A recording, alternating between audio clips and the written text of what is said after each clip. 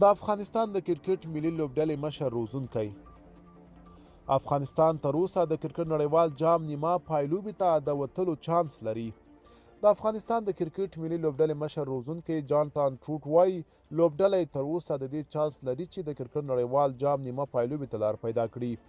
ټروټ پرون له استرالیا څخه د افغانستان له ماتې وروسته خبریالانو ته وویل تمه کوي چې له جنوبي افریقا سره به راتلونکې لوبه کې افغان کرکټران نیمه پایلوبې ته برخلیک مشخص کړي.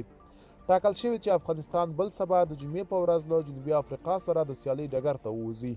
افغانستان تر اوسه په دې جام کې 8 لوبې کړي، 4 ګټلي او 4 بایللي دي. تر اوسه د دې لوبې کوربه هیواد هند، جنوبي افریقا او استرالیا نیمه پایلوبې ته وتلي او د 4مې لپاره یې د افغانستان، نیوزیلینډ او پاکستان ټیمونه د وتلو چانس لري.